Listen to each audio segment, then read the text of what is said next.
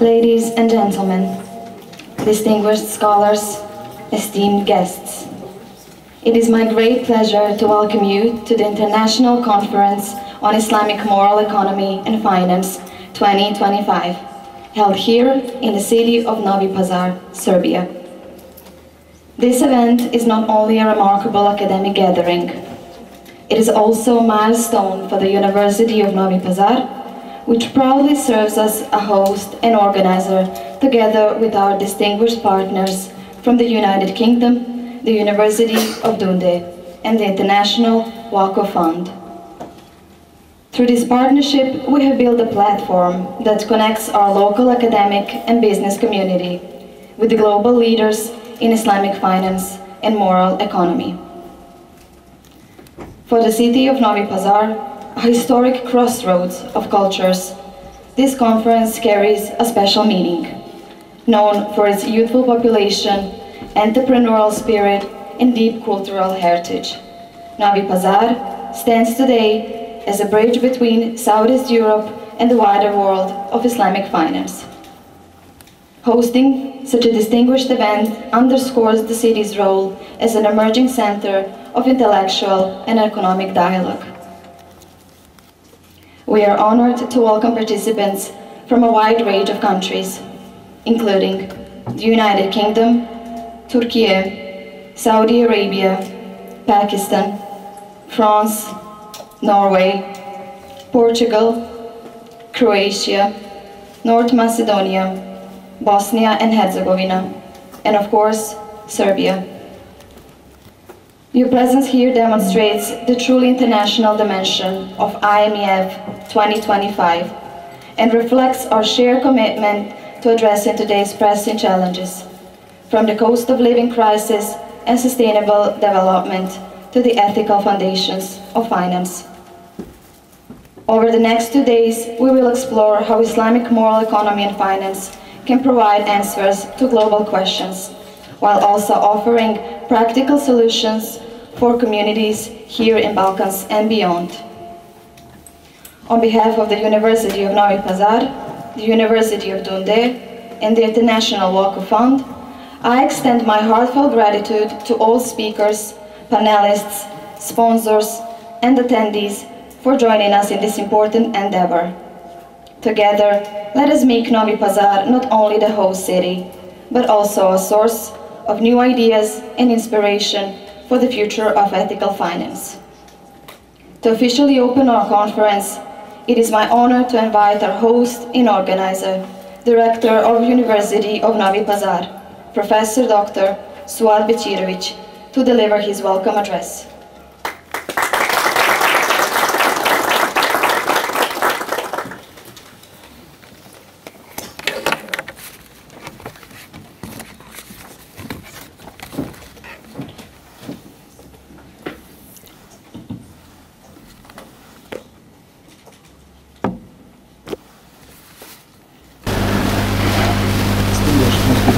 Poštovani muftija Dudiću, uvaženi eksperti, gosti, kolege i prijatelji. Assalamu alaikum i dobro jutro. Dobrodošli u Novi Pazar na IMEF 2025. Viziju koju smo ostvarili zahvaljujući mojim uvaženim kolegama, profesoru Aliji Abdugiću, nažalost nije tu danas s nama, moj dragi kolega Mohamed Al-Sagir, moj dragi kolega Haris Zogić i naravno meni. Naš cilj je bio da ovdje stvorimo vodeću međunarodnu platformu za islamsku moralnu ekonomiju i financije. Ponosan sam na napredak koji smo postigli još od prve konferencije, okupljajući raznovrsne svetske stručnjake. Vaše prisustvo potvrđuje sve veću važnost islamskih ekonomskih principa za pravedniju i održiviju budućnost. U presudnom trenutku ljudske istorije suočavamo se s dubokim ekonomskim i ekološkim izazovima. Naš svet se bori sa rastućim troškovima, inflacijom, nejednakostima u bogatstvu, klimatskim promjenama, iscrpljivanjem resursa i gubitkom biodiverziteta. Ovi dosad neviđeni izazovi opterećuju globalne sisteme, zahtevajući preispitivanje prioriteta i temeljnu promjenu pristupa. Model neprekidnog rasta BDP-a, koji se često proglašava jedinim merilom napretka, dugoročno se pokazuje neodrživim. Moramo priznati nepobitnu matematičku činjenicu. Prosječan rast od 5% udvostručuje ekonomsku aktivnost svakih 14 godina, a čak i skroman rast od 2% udvostručuje BDP svakih 35 godina. To postavlja ključno pitanje. Odakle će se obezbediti resursi za ovaj neumoljivi rast? Jesmo li zaista razmotrili poreklo materijala za svakodnevne potrošačke proizvode, poput naših mobilnih telefona? Kakve će ekološke i društvene posljedice stvariti naši potrošački obrasci? Model linearne potrošnje uzmi napravi odbaci omogućuje napredak nekim razvijenim zemljama, ali po cijenu globalne nestabilnosti, ekoloških šteta i nejednakosti. Istinska održivost zahteva duboku transformaciju ljudskog ponašanja i našeg odnosa prema planeti i jednih prema drugima. U svojoj suštini, naš život je niz izbora. Zašto? Zato moramo iskreno pitati sami sebe. Jesmo li zaista spremni da promijenimo svoje ponašanje? Razmatramo li dugoročne posljedice svojih dela ili nas stalno zavode kratkoročne koristi i trenutna zadovoljstva? Savremeni udžbenici ekonomije često podsjećaju na vremenske prognoze, pasivno posmatrajući pojave. Govorimo o nevidljivoj ruci koja vodi tržište, kao da nema ljudskog utjecaja. Međutim, tržišni mehanizmi su rezultat ljudskih postupaka, odluka i vrednosti. I mi ne možemo pobjeći od svoje odgovornosti. Zato čvrsto verujemo da kriza s kojom se suočavamo prevazilazi emisije ugljenika i upravljanja otpadom. To je kriza karaktera i etike, kriza našeg kolektivnog moralnog kompasa. Našoj ekonomiji je potrebna temeljna promjena. Umjesto da je pokreću neograničene želje i lični interesi, ona mora da se zasniva na saradnji i našim stvarnim ljudskim potrebama. Nosimo duboku odgovornost da etiku integrišemo u svoje ponašanje kroz preoblikavanje svojih navika, vrednosti i prioriteta. Iz islamske perspektive, božanski balans upravlja ne samo prirodom i ekosistemima, već i ljudskim ponašanjem, ekonomskim aktivnostima i našom kolektivnom odgovornošću prema stvorenju. Resursi koje Allah Đelešanuhu darovao jesu amanet, koji se moraju koristiti pažljivo, umereno i pravedno. Islamska etika nudi holistički okvir za upravljanje troškovima života i u materijalnom i u moralnom smislu.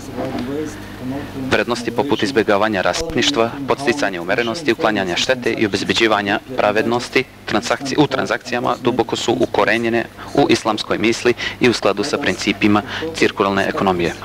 Zato hajde da sa globalnim pogledima i različitim stručnostima udružimo svoje znanje, da ne ostajemo samo na analizi problema, već da s hitnošću aktivno oblikujemo rješenja. Hajde da osporimo trenutno stanje i obavežemo se na razvijanje novih ekonomskih modela i stvaranje etičkih temelja koji će davati prioritet ljudskom dostojanstvu, zdravlju planete i međugeneracijskoj pravednosti. Hvala vam na znanju, strasti i posvećenosti koje ste doneli ovdje u Novom Pazaru. Uveren sam da će današnja diskusija osvetliti put, produbiti uz razumevanje i inspirisati odlučne akcije ka pravednijoj, održivoj i harmoničnoj budućnosti. Hvala vam puno.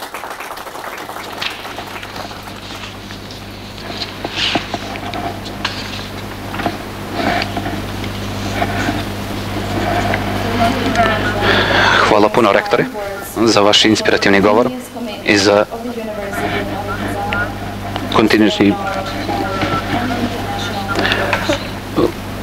za vašu podršku Univerzitetu u Novom Pazaru i što idete na internacionalnu međunarodnu saradnju. Naš prvi profesor Ahmed je internacionalni stručnjak u islamskoj ekonomiji i finansija. On je dobitnik prestižne ISDB nagrade za dobrobit i što je njegov glas imao velike. Molim vas, pridružite mi se da u dobrodošlici profesora Habiba Ahmeda. Dobro jutro. Pripremio sam bio prezentaciju, ali izgleda da neću moći da vam i pokažem prezentaciju, tako da pokušat ću da otprilike da govorim o toj prezentaciji više. Naslov moje prezentacije je islamski pogled na svetu i potrebe o etikama i pravnog pristupništva. Prvo ću pogledati na održivi razvoj u svetlu kapitalizma. To će biti uvodni deo. Onda ću gledati na islamski pogled na svet i šta to znači za održivost razvoja. Ako pogledate u pozadini gdje živimo u vremenu u klimatske krize koja rezultira u prirodnoj degradaciji koja je problem za čovečanstvo, koja dalje vodi ka raspadu društva. U godine 2015. u Parizu, gdje su zemlje svijeta došli zajedno i odlučili da zaustave rast temperature za 1,5% do 2020. Naravno znalo da taj cilj od 1,5 stepeni je već dostignut. Sljedeći govor na Ujedinjenim nacijama je bio uspostavljanje ciljeva održivog razvoja za narod, planetu i razvoj.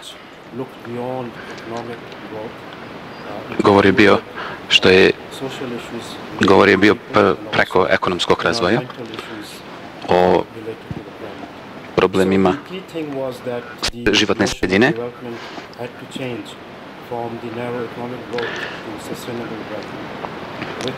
Moralo da se promeni od malog rasta do održivog razvoja. Ovdje ključna stvar je da ljudska dobrobit je vezana za prirodne sisteme.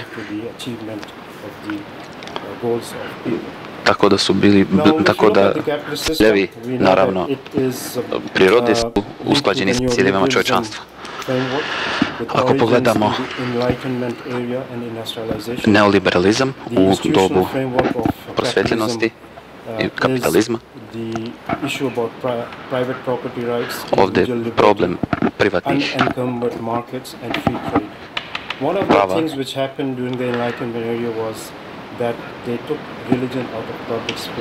Jedan od tih problema što su sklonili religiju iz društvene sfere i nisu se etički problemi ispričali o etičkim problemima.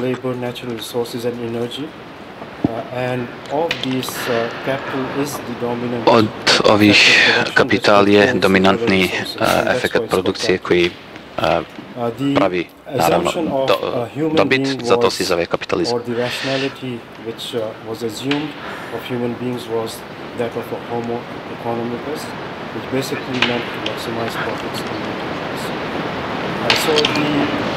Od ovog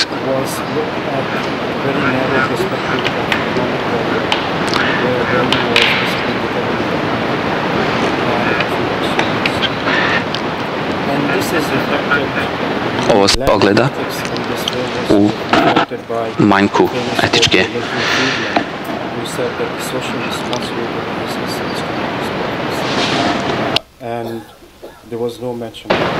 i nije se pominjala etika.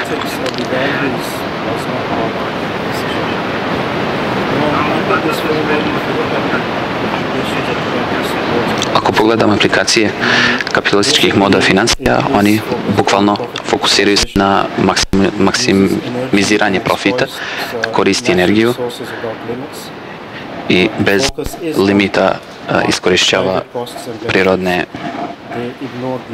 prirodna dobra. Ignorišu socijalne benefite i šta to znači za eksterne efekte. Ovo se ne uzima u obzir. Na primjer, ako se proizvodnja nečeg ako proizvodnja nečeg je loša po reke, po vazduh, ovo se ne uzima u obzir.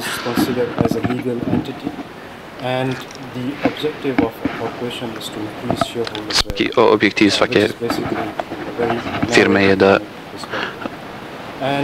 maksimizira profit, što je vrlo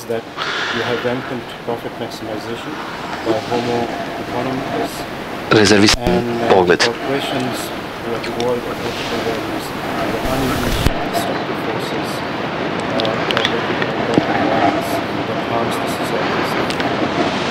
Ili kao što govorimo o nastavnosti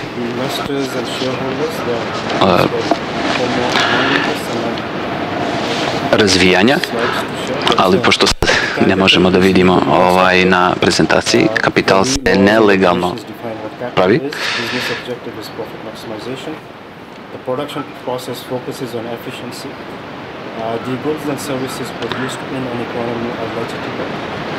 Stvari koje se proizvode u ovoj ekonomiji su legitimne. U ekonomiji, na primjer, kocka je legalna. I kao što sam pomenuo, spoljni faktori su ignorisani, osim ako nije u pitanju dobit ili korist. Ako pogledamo islamski pogled na svijet,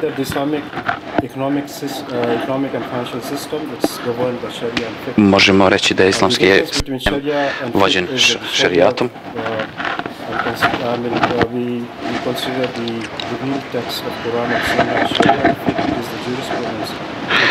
Šarija i fik.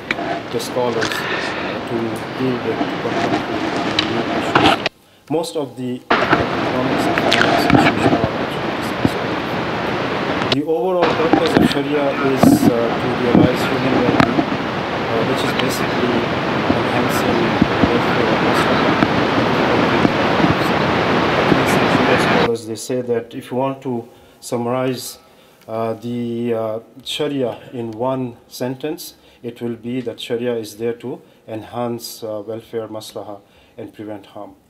So to achieve this maslaha, Sharia has come up with some legal principles and ethical values to achieve these goals of maslaha achievement.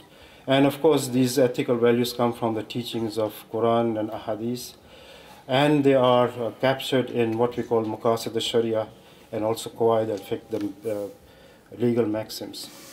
So if you look at Islamic economics from a legal perspective, it is based on the principle of ibaha, which basically says, it's the principle of permissibility, which says that everything is permitted except what is prohibited by Sharia. The other legal framework of Islamic economics element is the payment of zakat, which is obligatory on all Muslims who have wealth against above threshold level of wealth. So the implications of the principle of permissibility is that as long as you are avoiding the prohibited, the haram, you basically have an Islamic economy. So it's a very narrow definition. So you basically don't produce the forbidden goods and services like alcohol and pork and wine, for example. So that is the halal economy part. And in transactions, you avoid riba and gharar. Riba usually translated as interest, but has much wider implications, and gharar, which is translated as excessive uncertainty. So if you are avoiding riba and gharar in transactions, you have Sharia-compliant contracts. So the legal framework is very narrow in terms of just avoid the prohibited sectors and avoid riba and gharar in transactions. Now, in terms of Islamic ethics and values, we have different sources, and it is actually captured in, among others, the maqasid al-Sharia. Of course, ethical values are mentioned in the Quran and Sunnah, but the framework of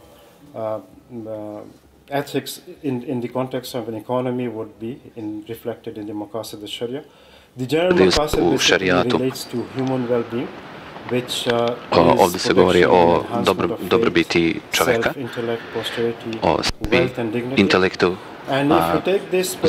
zdravlju i prosperitetu. Ovdje imamo, ako se držimo ovoga, imamo čistu ekonomiju.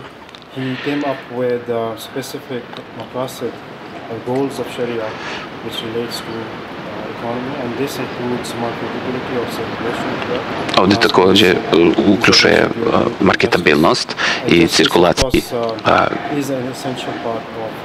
bogatstva. Ovdje možemo povezati makasu sa zaštitom životne sredine. Jusuf El-Kadrabi u jednom od svojih knjiga o životnoj sredini kaže da životna sredina utiče na makase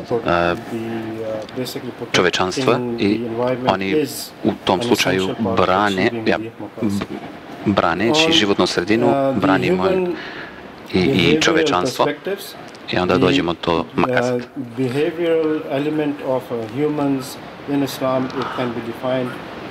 Element ljudskog ponašanja može da se definiše kao homo islamicus. Homo islamicus je u suštini stvar gdje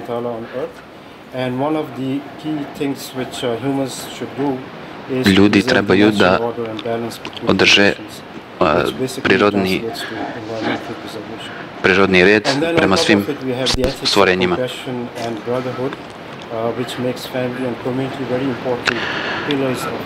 Uz bratstvo i solidarnost također implikacija ekonomije imamo socijalni sektor gdje smo govorili o društvenim financijama uz sadako i kapitalu. Tu dobijamo ekonomiju koja je ljudska, inkluzivna, pravedna i održiva. Da postavlja se pitanje kako možemo mi da gledamo implikacije šerijata u održivosti. Odgovor kaže zavisi kako definišemo šerijat i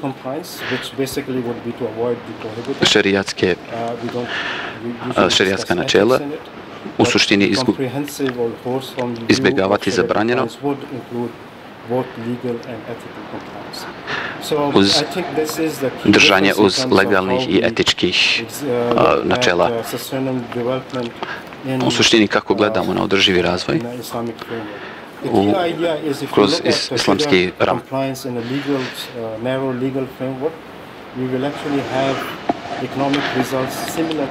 Ako gledamo kroz ovo, imat ćemo ekonomski rezultat sličan kapitalizmu.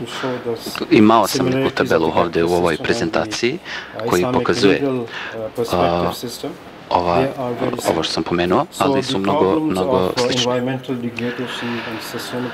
Problemi prirodne degradacije i ekosistema koje imamo ovdje u kapitalizmu u nekom pogledu ogledani u ekonomskom sistemu koji se ogleda na kraju u šerijatska načela. Moramo da pratimo pravna i etička moralna načela, da dovedemo makasid koji je povezan sa ljudskim pravima i rezultira u više održivi razvoj.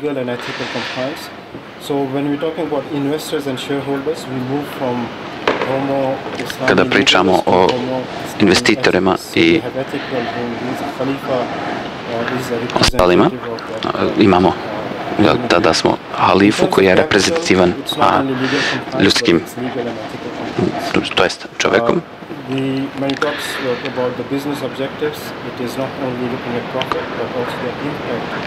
Kada pričamo o ciljevima nekog biznisa, gledamo na održivost i utjecaj na životnu sredinu. i društvo. Proizvodi i usluge nisu samo halal, nego su halal i lepi. Ovdje gledamo samo etiku, transakcije i ugovori, nismo u legalnom smislu uz šerijat, nego i u duhovnom. Također zbog ovoga halifa je napisao da je proces da u procesu proizvodnje izdvojimo da uklonimo negativni utjecaj na životnu sredinu. Kroz ovo u suštini možemo da vidimo da bi imali pozitivni utjecaj na održivi razvoj, moramo da imamo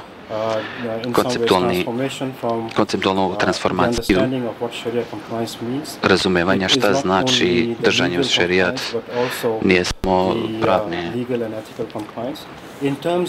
uz pravna načela, nego držati se iz pravnih i etičkih načela, kako definišemo čoveka. Ako pogledate knjige islamskih ekonomija, kažu da je to musliman ili ekonomski agent u islamskoj ekonomiji, bio bi homo islamicus. Ali ono što ja kažem u ovoj prezentaciji je da moramo da odemo van ove prezentacije, moramo da odemo da pređemo preko homo legalus do homo islamicus. Imao sam nekih primjera ovdje da vam pokažem i tu bi vidjeli iz različitih studija da praksa islamskih finansija etika fokusirana na držanje uz šerijat i pogledamo utjecaj na društveni i prirodni, na društveni i prirodna dobro, vidimo da su baš efikasni. Imali smo nekih 5 istraživanja koje sam ja tu u prezentaciji sažeo.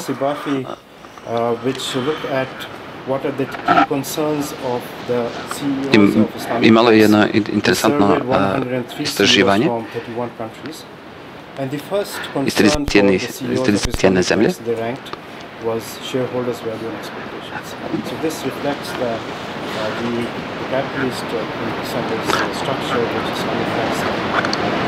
Ono što odgleda kapitalističku strukturu koju imaju islamske banke,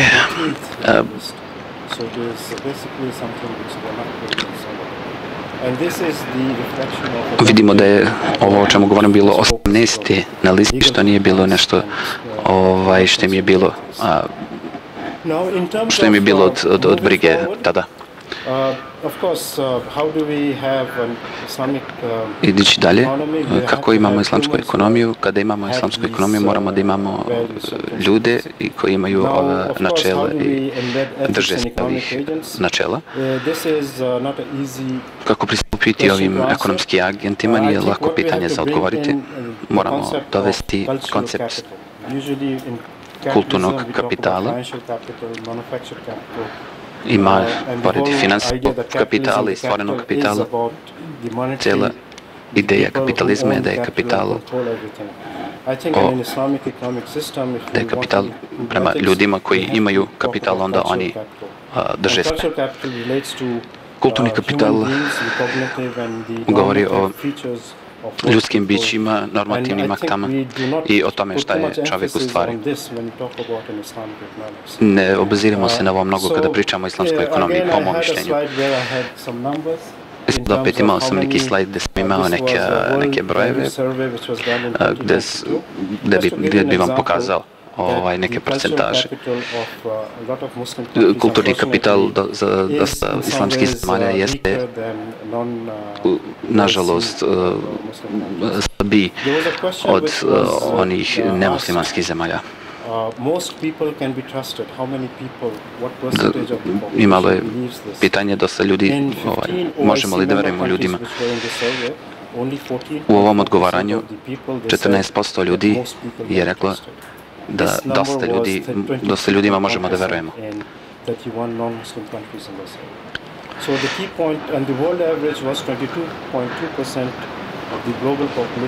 22,2% globalne populacije iz zemalja je reklo da ljudima može se verovati. I tako onda imamo islamsko društvo gdje je verovanje jedna od najznačajnijih stvari uz kapitala. Čak i pravni aspekti islamske ekonomije i finansija ne mogu da se održe kako treba bez tog verovanja. Ključ je kako uneti moral i etiku u jedini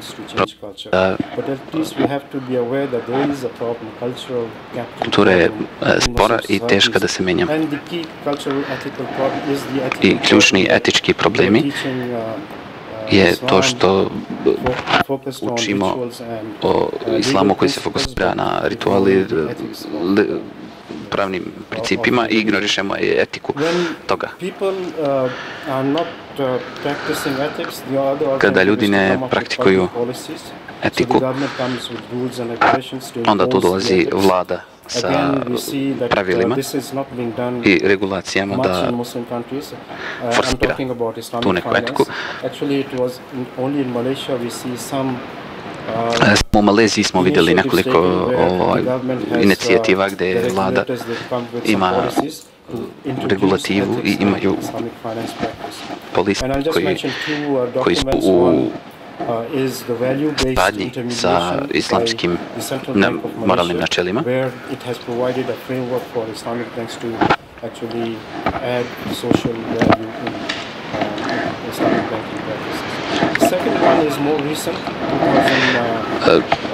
Sljedeće istraživanje je skoro iz 2014. Izvinjavam se, 2023. Komisije iz Malezije su došli do toga kako da implementiraju makas na tržištu s berzama.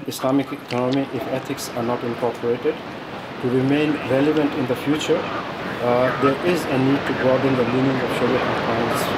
Postoji potreba da se uključi makas u pravnim načelima. Ako to ne uradimo, onda nemamo pozitivan efekt na održivost životne sredine. Ja tvrdim da su islamske financije za cijelo čovječanstvo, ne samo za muslimane. To je milost prema svijetu i moguće je samo ako možemo da uključimo etiku u ekonomiji. Ovo govori da ne smijemo da samo fokusiramo na financijski i fizički kapital, nego da ulažemo u ljudski kapital i kapital kulture. Hvala.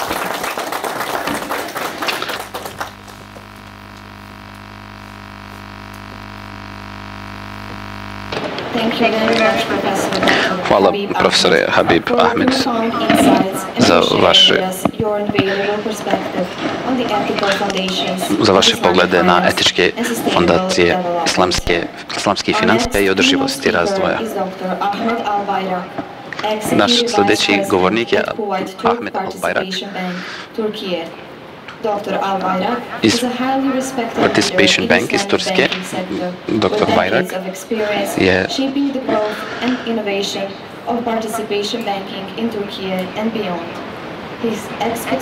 njegova ekspertiza povezuje akademsko znanje i vođstvo, pravljajući ga pravim stručnjakom za ekonomsku teoriju i praksu. Transcending sustainability in the light of our civilization, Medeniyet. Please join me in warmly welcoming Professor Dr. Ahmed Al-Bayrak. Molim vas, pridružite mi se da pozovem profesora dr. Ahmed Bayrak.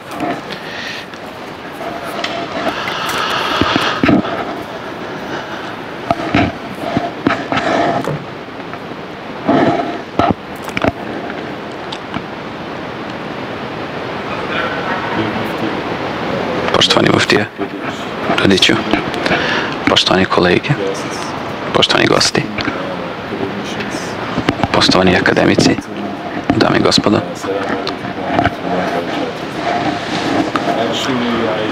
U stvari, voleo bi da čestitam rektoru Suhađu Bećiroviću na konferenciji. Mislim da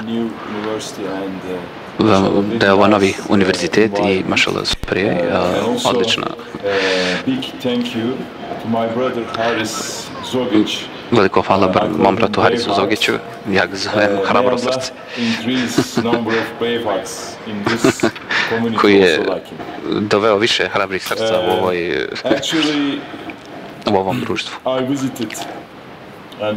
U stvari, posjetio sam i bio sam u ovom divnom gradu u proljeću 2024. I video sam Univerzitet u Novom Pazaru na mom putu za Kosovo. Malo sam bio iznenađen postojanjem ovog univerziteta, ali nakon što sam upoznao ljude i razumeo važnost Novog Pazara, naše civilizacije zvane Medenijet, mogu da shvatim zašto je ovdje jedan univerzitet u Novog Pazara. The title of the conference starts with the circular economy. Ime konferencije počinje cirkularnom ekonomiji i vrti se oko cirkularne ekonomije i njihove primjenjenosti i održivog razvoja.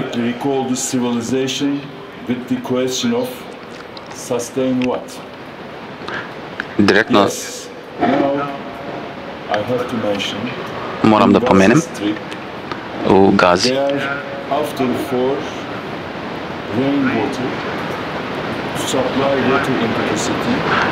uzimaju vodu od kiše da se snabdevaju vodom.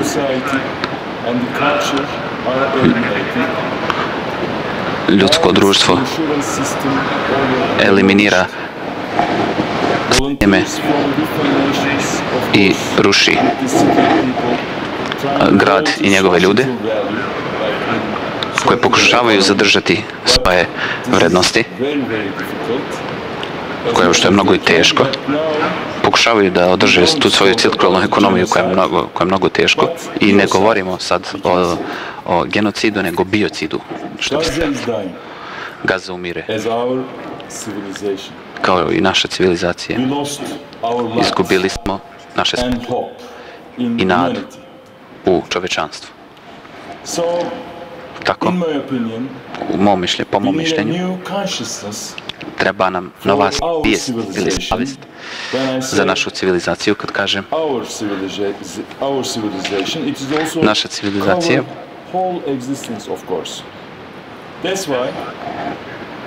title of my speech, Transcending Sustainability in the Light of Our Civilization. Why we should change our perspective? Because our ontology says so. Mijenjali našu perspektivu jer naša antologija govori tako. Ko sam ja? Zašto sam ovdje? Koje je značenje života? Koja je moja veza sa drugim ljudima? Moram odgovoriti na ta pitanja. Civilizacija kao koncept postavlja standarde da bi postali civilni. Gde je Medenijet?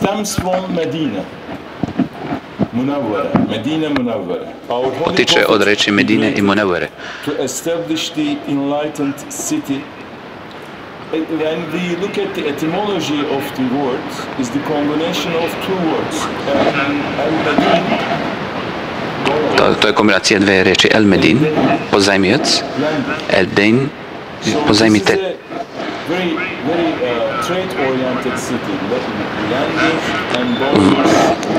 Veoma je trgovinski orijentisan grad.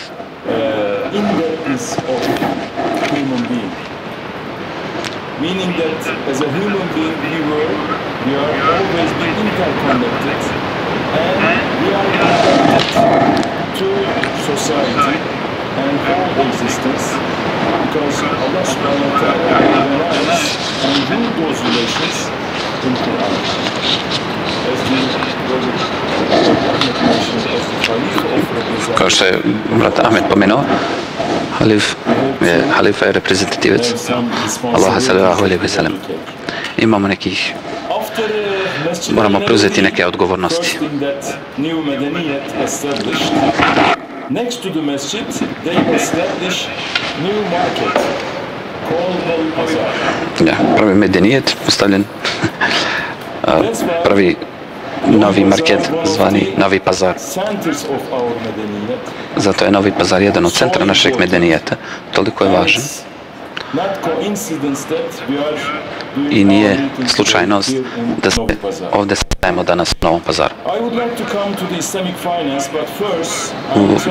Voleo bih da pređem na islamsku financiju, ali prvo hoću da kažem da ekonomija i financije moraju biti deo ovog velikog medenijeta.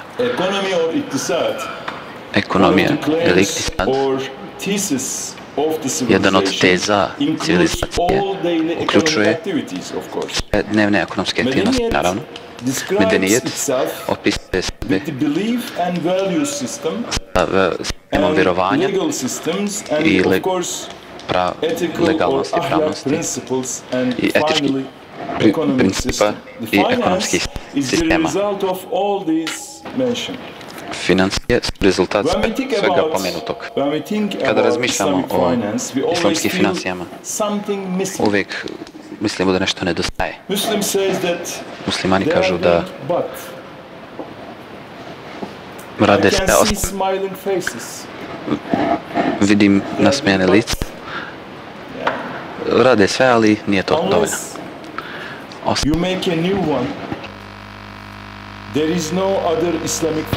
Nema druge islamske financije.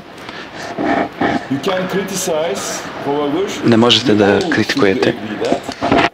After 1950, leaders of Muslim societies tried to establish new and business finance model between 2020.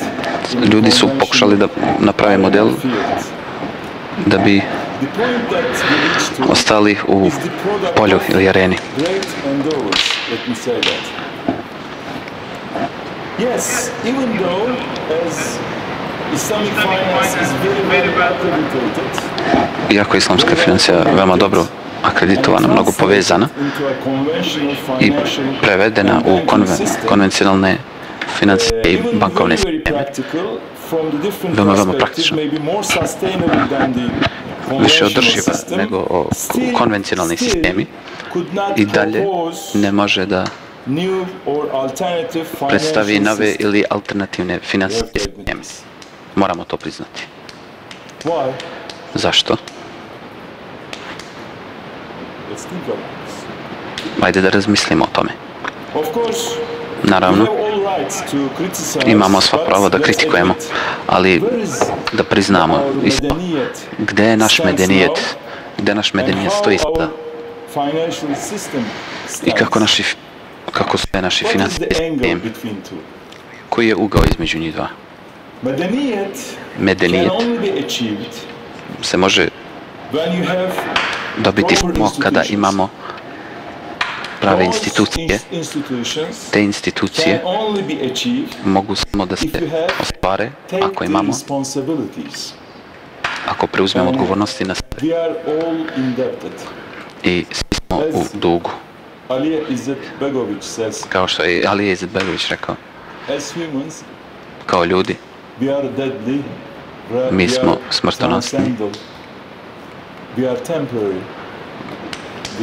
Mi smo ograničeni, materijalni smo i nismo večni. Ako ali bili ljudsko biće, znači nešto malo više od čoveka. Ovo je povezano sa tom požrtvovanja. Povezano sa tim požrtvovanjem. Želeo bi da dodam moje reči, da poslamim veoma posebnu osobu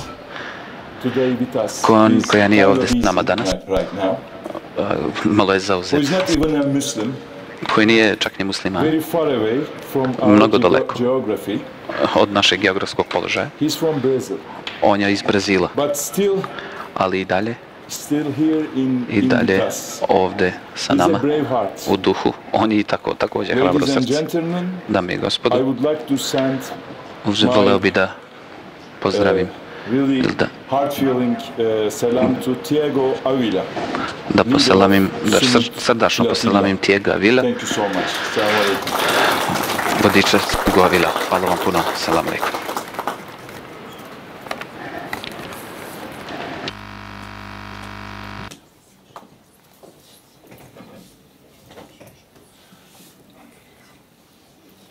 Thank you very much, Dr. Ahmed Al-Bayrak, for your inspiring keynote and for sharing with us your valuable perspective on the role of participation banking and its connection to sustainability and our civilization values. Of course, none of this would have been possible without the generous support of our sponsors and friends of the conference. We extend our heartfelt gratitude for their contribution and partnership. To begin, I kindly invite Professor Dr. Muhammad Al-Sagir to present the certificates of appreciation to our bronze sponsors and media partners.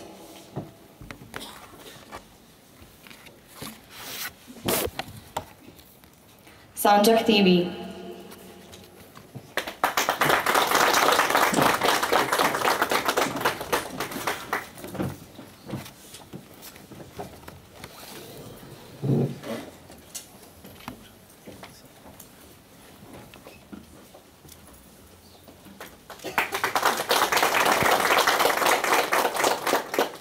A1 TV.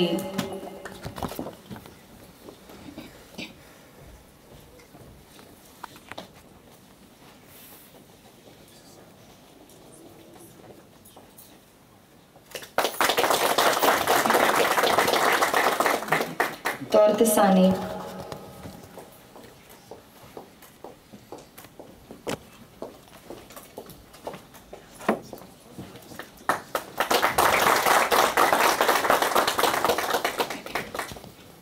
Campi sokovi.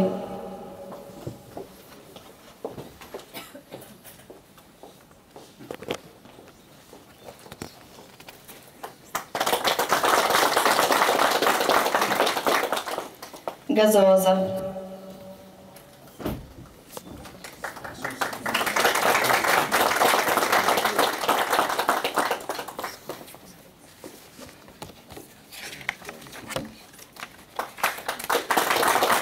Unicafé.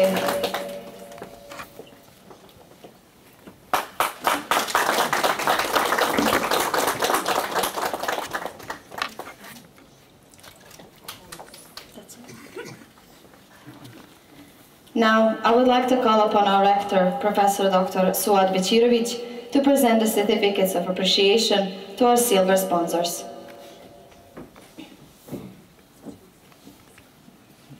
Doha Group.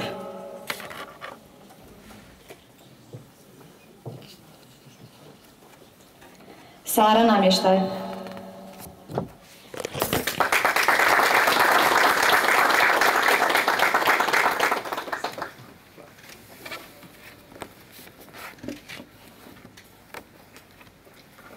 Kartal Marketing.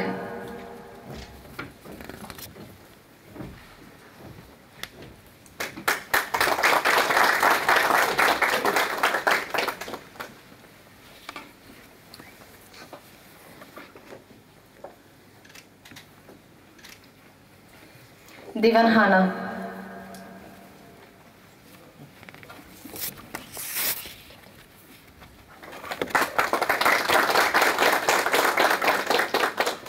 And finally, it is my great honor to invite the esteemed president of the Meshihat of the Islamic community in Serbia, Mufti Dr. Mevlut Dudić, to present the certificates of appreciation to our gold sponsors, after which he will also address us with his remarks. Z Finance Consulting.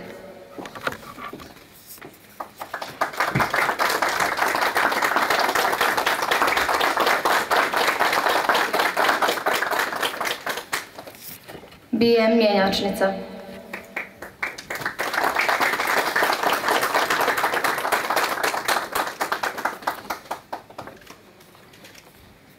MS Bau Consulting.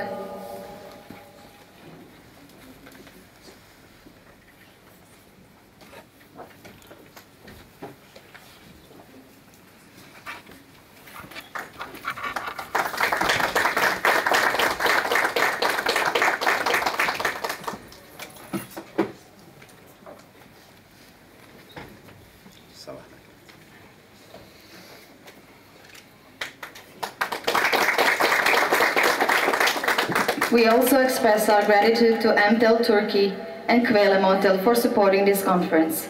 Your Excellency, Mufti Dudić, the floor is yours.